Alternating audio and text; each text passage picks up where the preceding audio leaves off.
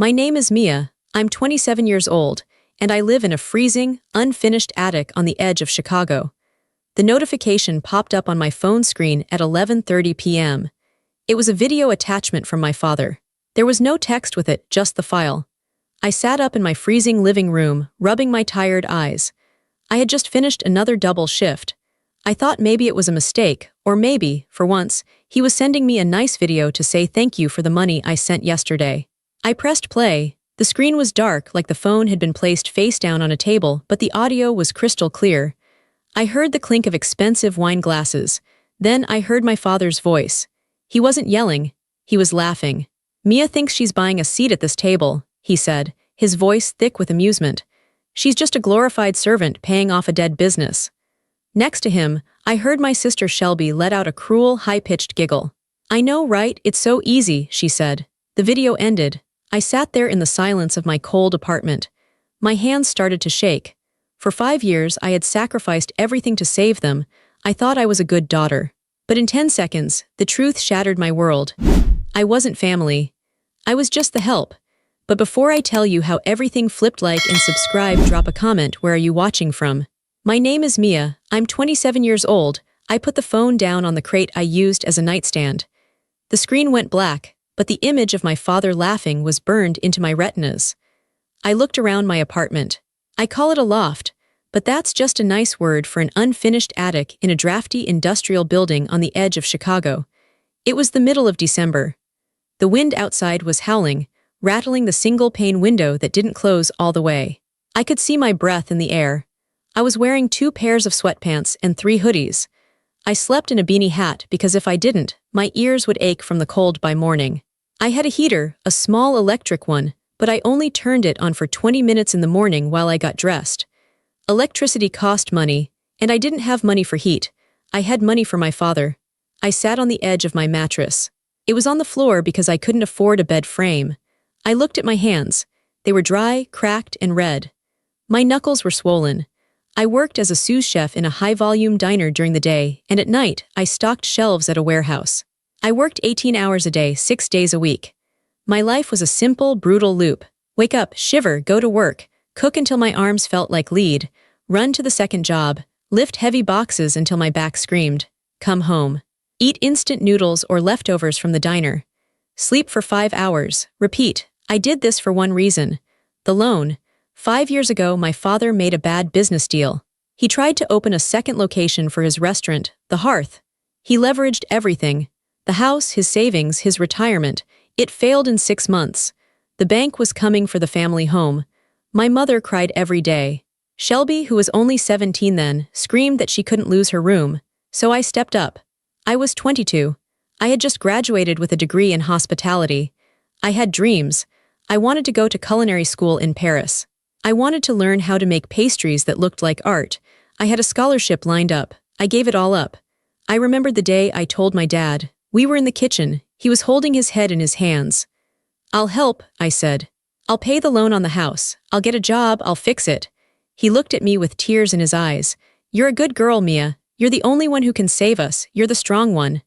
Those words became my prison, the strong one. The loan payment was $3,850 a month. Do you know how hard it is to make $3,850 a month in extra cash after you pay for your own rent and food? It is suffocating. For 5 years, on the first of every month, I transferred that money. $3,850. That number ruled my life. I walked to work to save bus fare. I taped up my work shoes when the soles split because new shoes meant $50 less for the loan. I never went out to eat. I never went to movies. I didn't date because who wants to date a girl who is always working and has $0 to her name? My friends from college stopped calling years ago. They were getting married, buying condos, going on trips to Mexico. I saw their photos on Instagram sometimes. They looked happy. They looked rested. I looked 10 years older than I was. I had dark circles under my eyes that never went away. My hair was always in a messy bun because I couldn't afford a cut or color. I was 27, but I felt 50. I looked at the phone again. A glorified servant. That's what he said. I thought about the last time I visited them. It was Thanksgiving 3 weeks ago. I took the bus out to the suburbs. It took 2 hours. When I walked in, the house was warm. It smelled like roasting turkey and sage. The fireplace was crackling. Shelby was wearing a new cashmere sweater. She showed me her new boots. "Look, Mia, aren't they cute? Dad got them for me for fall vibes." My mom was setting the table with the good crystal. "Oh, Mia, you're here," she said, barely looking up. "Can you check the gravy? It's lumpy, and the trash needs to go out." I didn't even take my coat off before I was working. I fixed the gravy. I took out the trash. I washed the pots. I set the places. When we sat down to eat, Dad made a toast. "To family," he said, raising his glass of expensive red wine. "To getting through the hard times together." He smiled at everyone. He smiled at Shelby. He smiled at Mom. He glanced at me and nodded, then went back to eating. I waited. I always waited for the specific words. "Thank you, Mia. We couldn't live in this house without you, Mia. We appreciate your sacrifice, Mia." But they never came. Shelby talked about her TikTok following. She was an influencer now. She made videos about lifestyle and fashion. She lived in the house rent-free. She didn't pay for groceries. She didn't pay for utilities. "I need a new ring light," Shelby said during dessert. "The lighting in my room is bad."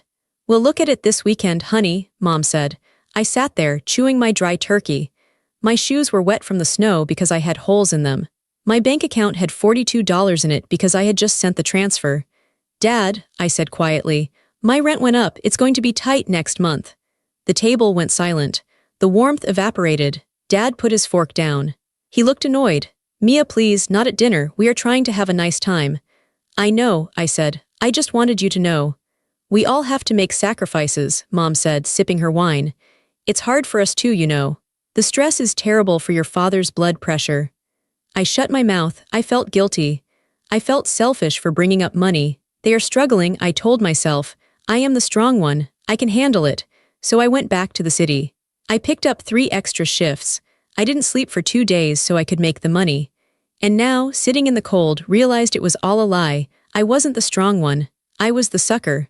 I looked around my loft. The walls were bare brick. The floor was concrete. It was ugly and cold, but it was the only place I could afford. Every nice thing I could have had, a couch, a TV, a cat, a warm coat, I had sent to them. I had literally set myself on fire to keep them warm, and they were laughing at the flames. There is a specific kind of training that happens in dysfunctional families. It doesn't happen overnight. It takes years. It's like training a dog. You learn that love is conditional. You learn that peace has a price tag. I wasn't born a servant, I was made one. When I was little, the house was always chaotic. My dad was a dreamer. He had big ideas and big moods. When things were going well, he was the best father in the world. He bought us ice cream, he took us to the zoo, he laughed loud. But when things went bad, and they always went bad, the house turned dark. He would yell. He would throw things. He would sit in the dark for days. Mom would fall apart. She would cry and lock herself in the bedroom. That left me. I was 8 years old the first time I realized I could fix it. Dad was screaming about a bill. Mom was crying. Shelby, who was 3, was wailing in her crib. I went into the kitchen. I made Dad a sandwich. I brought it to him. I didn't say anything. I just put it down and touched his hand. He stopped yelling. He looked at the sandwich. He looked at me. "Thank you, Mia," he whispered. The yelling stopped. The house got quiet. I learned a lesson that day. If I give something, the pain stops. As I got older, the stakes got higher. When I was 12, I did the laundry so Mom wouldn't stress. When I was 15, I helped Shelby with her homework so she wouldn't fail, saving Dad from having to deal with the school. When I was 18, I gave Dad my savings from my summer job to fix the car. Every time I fixed a problem, I got a little crumb of affection, a smile, a good girl, a hug. Those crumbs were addictive. I was starving for them. I thought this was how families worked. Everyone pitches in, right? But that wasn't true. Everyone didn't pitch in. I pitched in. Everyone else took. This created what I call the invisible survivor chain. I was chained to them by my own need to be good. They knew exactly how to pull the chain. If I tried to say no, they used guilt. "After all we did for you," Mom would say. "We raised you, we fed you. Family sticks together." "Do you want us to be on the street?" Dad would ask. "Do you want Shelby to be homeless?" They weaponized my empathy against me. They knew I couldn't sleep at night if I thought they were suffering. But here is the twist I was just beginning to understand. They weren't suffering. They were uncomfortable. There is a difference. They were uncomfortable living within their means. They were uncomfortable not being the rich family in town. They were uncomfortable with consequences. I was the buffer between them and reality. I was the dam holding back the water. And because I held back the water, they never had to learn how to swim. I thought about Shelby. She was 22 now. The same age I was when I took on the debt. She didn't have a job. She dropped out of college after one semester because it was too toxic. She spent her days making videos and shopping online. Why? Because she could. Because Mia paid the mortgage. Because Mia paid the electric bill. Because Mia made sure the internet stayed on so she could upload her videos. I had enabled her helplessness. I sat in the dark and felt a heavy, crushing weight on my chest. It wasn't just the betrayal of the money. It was the betrayal of my identity. I had built my entire sense of self around being the helper. I was the reliable one. I was the savior. If I wasn't saving them, who was I? If I stopped paying, would they still love me? The video answered that question. She's just a glorified servant. They didn't love me. They loved what I did for them. There is a terrible grief in realizing your parents don't actually see you. They see a resource. They see an ATM. They see a mule to carry their burdens. I looked at the video thumbnail again, my father's face. He looked happy. He looked relaxed. He looked relaxed because he didn't have to carry the weight. I was carrying it for him, and he was mocking me for the limp caused by the load. I felt something snap inside me. It wasn't a loud snap. It was quiet. It was the sound of a very old, very rusty chain finally breaking. I stood up. My legs were stiff from the cold. I wasn't going to be the fixer anymore. I wasn't going to be the servant. I walked to the small table where I kept my laptop. I opened it. The screen glowed blue in the dark room. It was time to look at the numbers. I logged into my bank account. The balance was $42.50. I stared at it. That was all I had to my name until my next paycheck in 3 days. I had to make that last for food and bus fare. I clicked on the Transfers tab. There it was, the recurring monthly payment. To Dad Hearth Loan Act amount, $3,850 date, Dec 1st. Status, complete. I hovered my mouse over the Cancel Recurring Payment button. My heart was hammering in my chest. My hands were sweating. It felt illegal. It felt dangerous. A voice in my head screamed, "If you do this, they will lose the house. It will be your fault." That was the conditioning speaking. The training. I took a deep breath. I thought of the laughter in the video. I clicked. "Are you sure you want to cancel this recurring transfer?" I clicked yes. Recurring transfer canceled. I sat back, exhaling a breath I didn't know I was holding. I expected the world to end.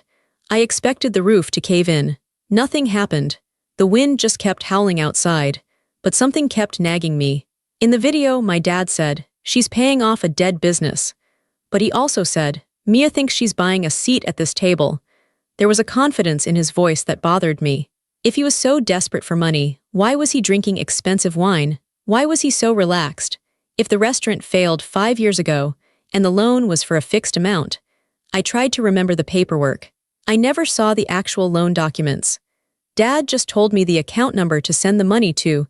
He said it was a direct deposit into the loan account to ensure the bank gets it on time. I had the account number saved in my banking profile. I picked up my phone. It was 1 a.m. I dialed the bank's 24-hour automated service line. "Welcome to First City Bank," the robotic voice said. "For account information, press 1. I pressed 1. "Please enter the account number." I typed in the number I had been sending money to for 5 years. "Please enter the last 4 digits of the Social Security number associated with the account." I paused. I typed in my dad's last 4 digits. I knew them by heart because I filled out so many forms for him. "Access granted," the voice said. My stomach dropped. He hadn't even changed the PIN or security settings.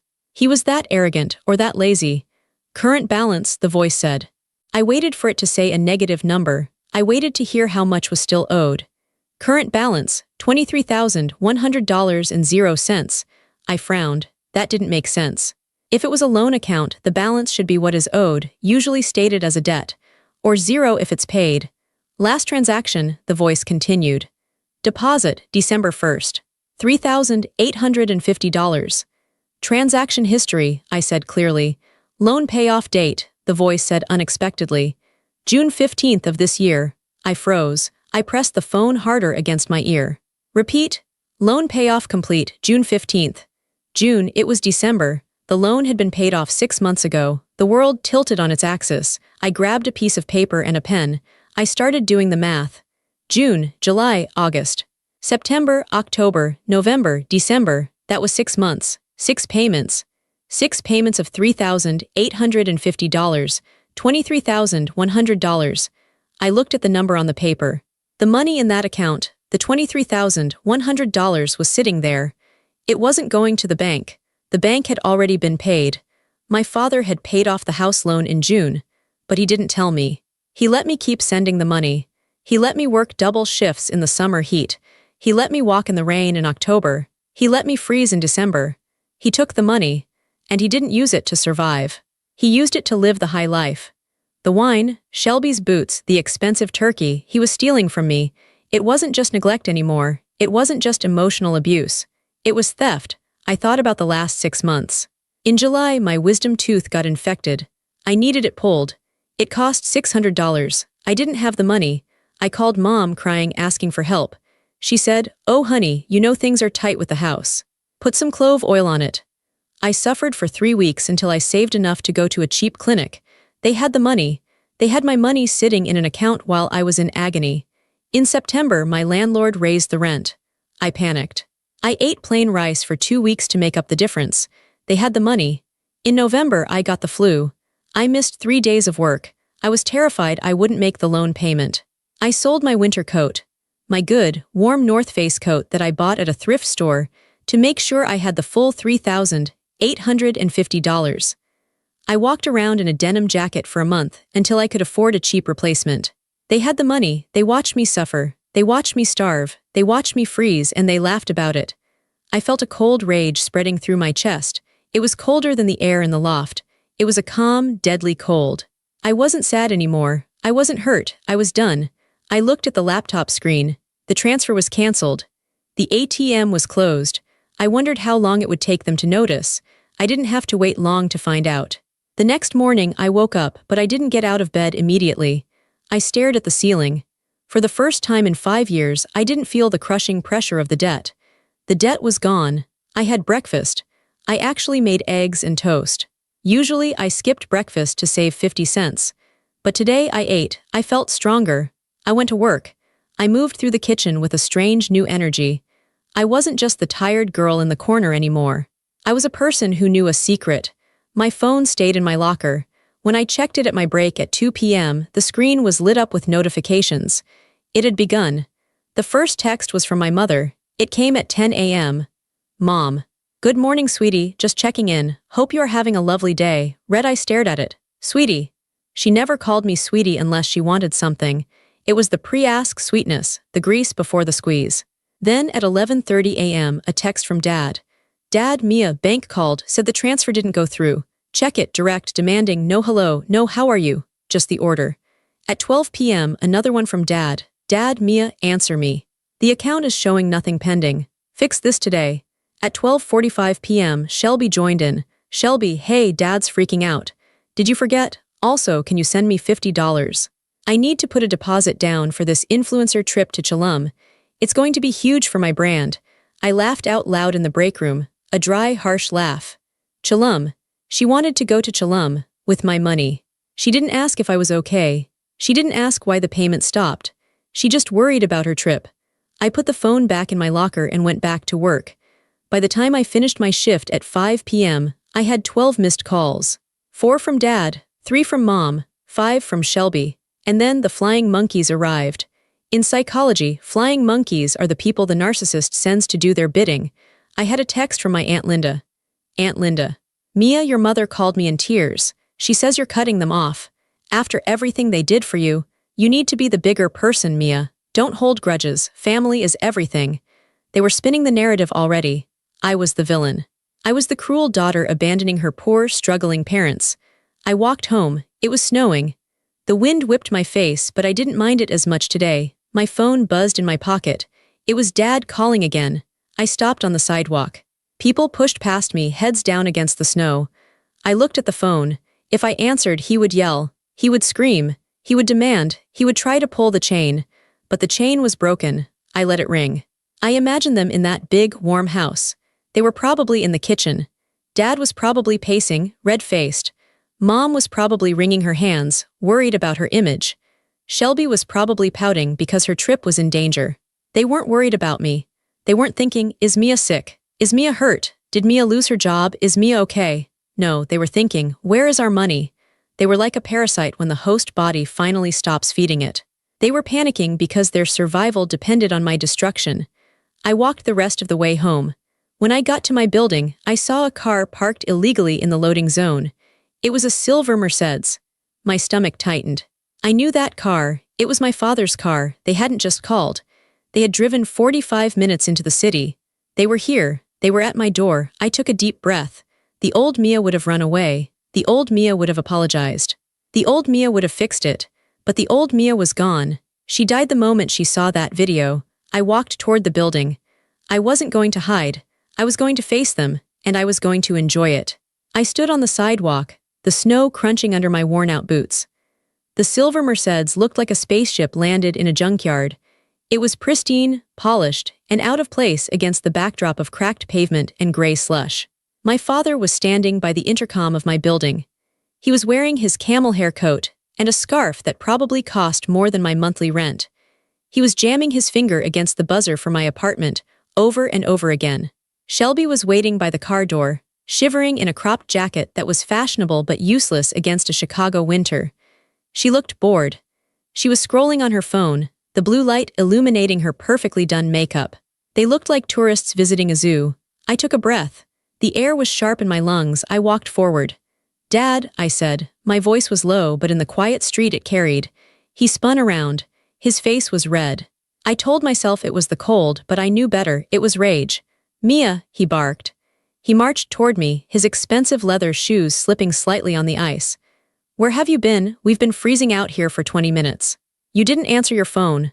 He didn't hug me. He didn't ask how I was. He didn't notice that my coat was thin or that I looked exhausted. He just invaded my space.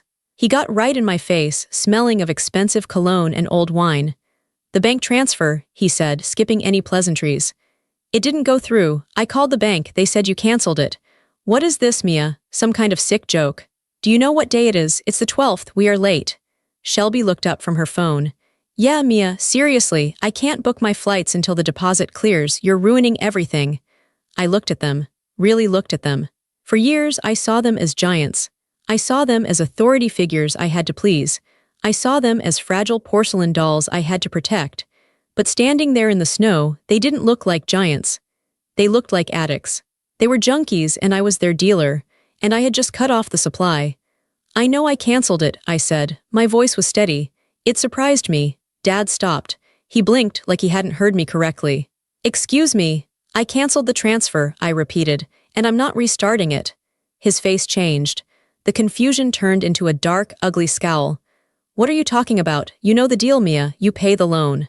"That was the agreement. We can't lose the house. Do you want your mother on the street? Is that what you want?" He reached for the old weapon, the guilt. He swung it like a club. "The loan," I said, "is paid off." The silence that followed was heavy. The wind whistled between the buildings. Dad's eyes darted to the side, a micro-expression of panic. Then he covered it up with bluster. "Don't be stupid. You don't know what you're talking about. Interest rates, penalties. You don't understand finance, Mia. You just cook food." "I called the bank," I said. I kept my hands in my pockets so he wouldn't see them shaking. "I used the automated system. The balance is 0. It was paid off on June 15th. I took a step closer to him. "Where has my money been going since June, Dad?" He stepped back. For the first time in my life, I saw fear in his eyes, not fear of losing the house, fear of being caught. "You're confused," he stammered. "There are maintenance fees, taxes, insurance. The house has overhead, Mia. You lived there for 18 years. You owe us." "I owe you?" I asked. I felt a laugh bubbling up, but it wasn't a happy laugh. "I paid $23,100 into an account that was already at 0. You stole $23,000 from me."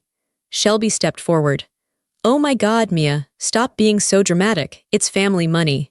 It all goes to the same pot. Why are you being so greedy?" "Greedy?" I looked at her. "Shelby, look at my shoes." She looked down. My boots were split at the toe. Gray wool socks were poking through, wet with slush. "I walk to work because I can't afford the bus," I said. "I eat leftovers. I live in an attic. And you're standing there in $300 boots calling me greedy." "We have a standard of living to maintain," Dad shouted. He was losing control. We are the pillars of this community. We can't live like this. He gestured at my building with disgust. You should be honored to help us maintain the family legacy. The legacy is a lie, I said. And I saw the video, Dad froze. What video? The one you sent me last night, accompanying the file, you and Shelby, laughing, calling me a glorified servant. Dad's face went pale. He patted his pockets, pulling out his phone. He must have realized his mistake then. He must have realized he attached the wrong file or recorded it by accident. Mia, his voice changed instantly. It went from aggressive to wheedling, soft, manipulative. Mia, honey, you misunderstood. We were joking. It was out of context. You know how we joke. I know exactly how you joke, I said. You joke about the people you use. I turned around and walked toward the door of my building. Mia, he yelled. Mia, you get back here. If you walk through that door, don't bother coming to Christmas. Don't bother coming home. I stopped. I put my key in the lock. I'm not coming home, I said, not looking back. I'm already there. I opened the heavy metal door, stepped inside, and let it slam shut. The lock clicked. I stood in the dim hallway, leaning my forehead against the cool metal. Outside, I heard him pounding on the door. I heard Shelby screaming that I was a selfish bitch. I slid down the door until I was sitting on the dirty floor. I wrapped my arms around my knees. I waited for the tears. But they didn't come. Instead, I felt a strange sensation in my chest. It was light. It was airy. For the first time in 5 years, I could breathe. I didn't turn on the lights when I got upstairs. I didn't need to. The streetlights outside cast a yellow glow across my apartment. I made myself a cup of tea. I used the last tea bag. I held the warm mug in my hands, letting the heat seep into my frozen fingers. I sat down at my laptop. My father thought the conversation was over. He thought he could yell at my door, scare me, and then I would eventually cave. He thought I would send the money tomorrow out of guilt. He didn't know about the ledger. I opened a new spreadsheet. I am a sous chef. I live my life by organization. Messy en place, everything in its place. You can't run a kitchen if you're messy. You can't cook if you don't know your ingredients. I was going to cook my family. I titled the spreadsheet THE Theft. Column A, date. Column B, amount sent. Column C, loan status. Column D, where the money went, estimated. I went through my bank statements. I logged every single transfer from June 15th to December 1st. June 15th, loan paid. July 1st, I sent $3,850. Dad bought a new grill, saw it on Facebook. August 1st, I sent $3,850. Mom went to a spa weekend, saw it on Instagram. September 1st, I sent $3,850. Shelby bought a designer handbag, TikTok unboxing video. I matched every payment I made to a luxury they enjoyed while I was starving. The total at the bottom of the column was staring at me, $23,100. Then I opened my email. I composed a new message. Subject, the truth about the Hearth loan and Mia's status. I added the recipients. I didn't just add my parents. I added everyone. My Uncle Bob, Dad's brother, who was a strict accountant and hated dishonesty. My Aunt Linda, the flying monkey. My grandmother, who always praised Dad for being such a good provider. My cousins. The entire extended family circle.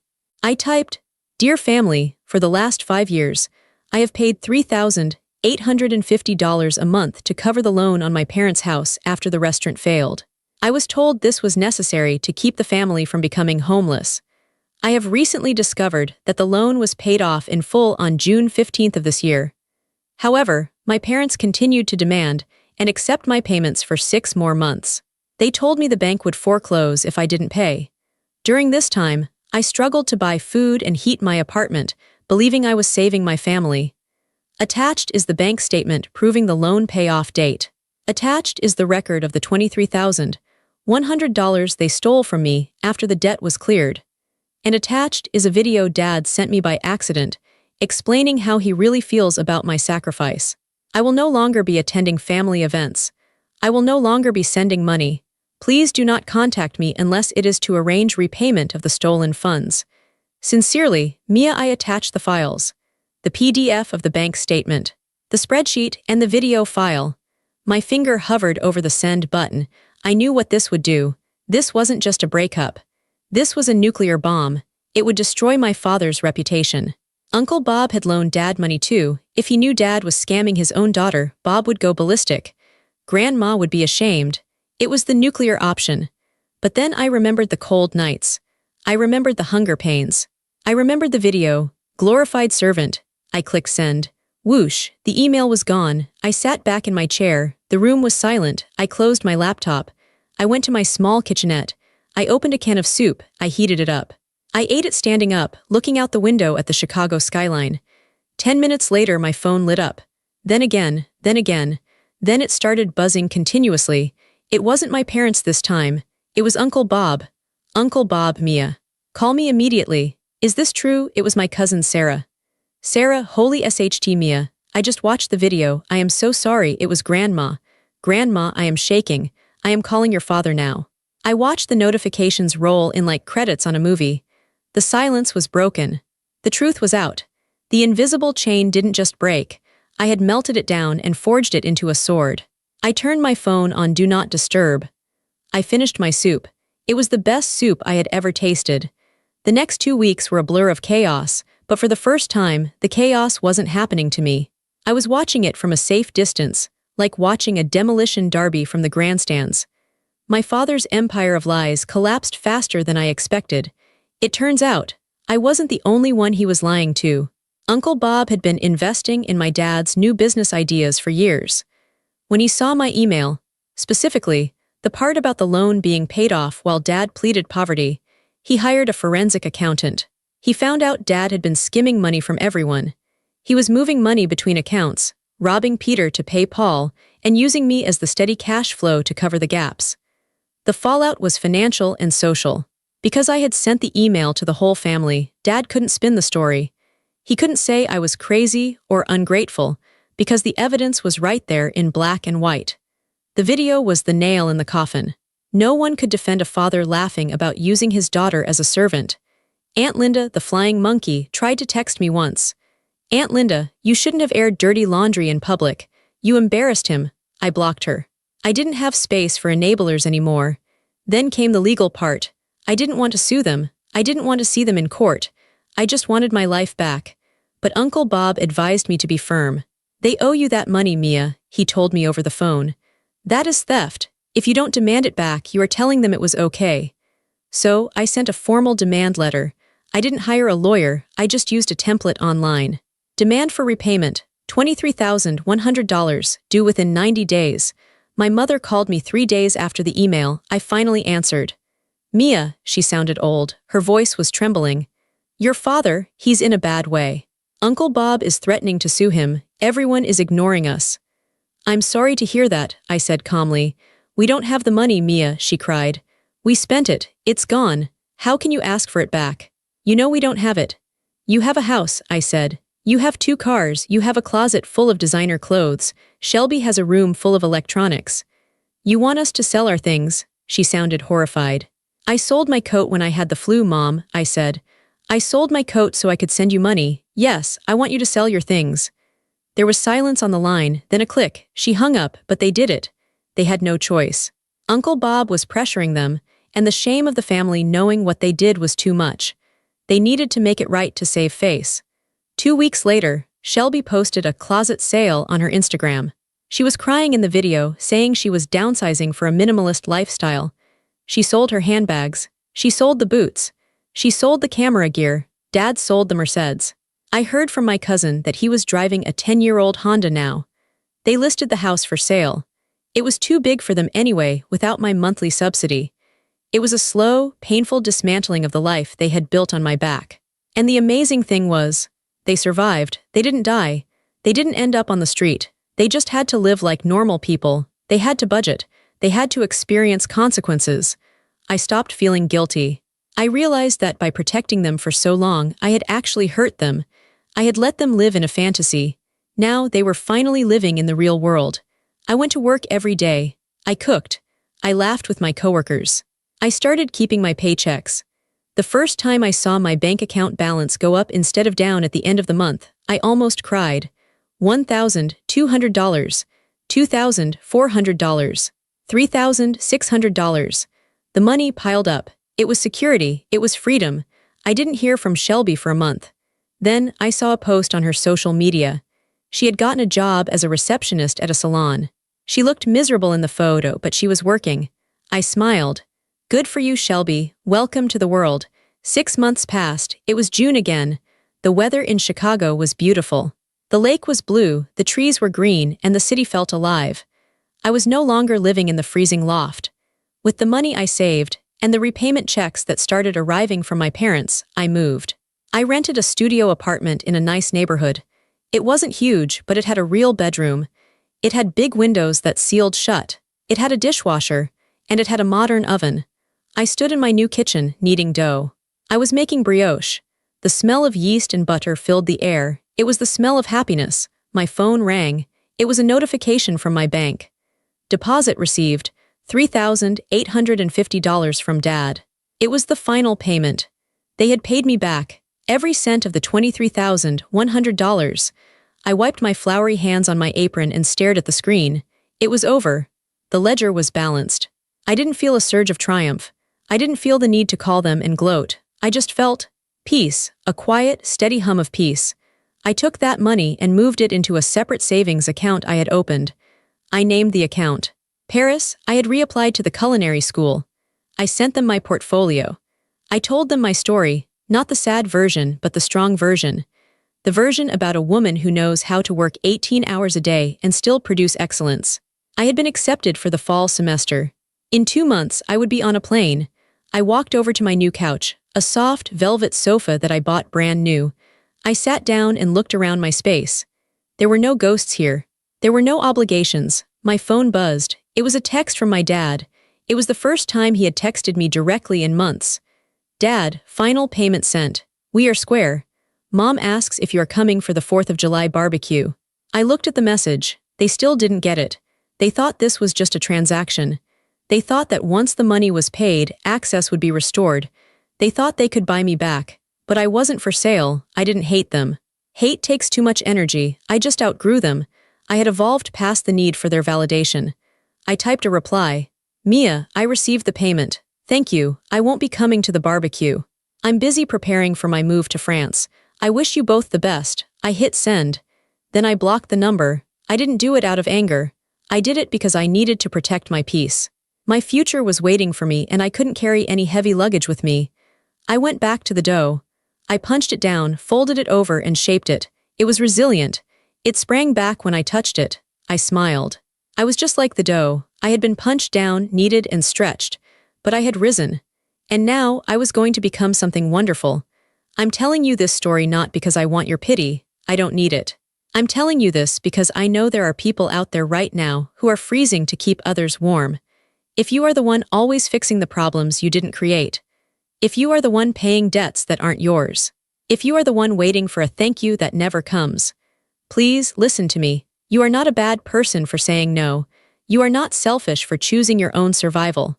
You are not a servant. Family is supposed to be a safe harbor, not an anchor that drowns you.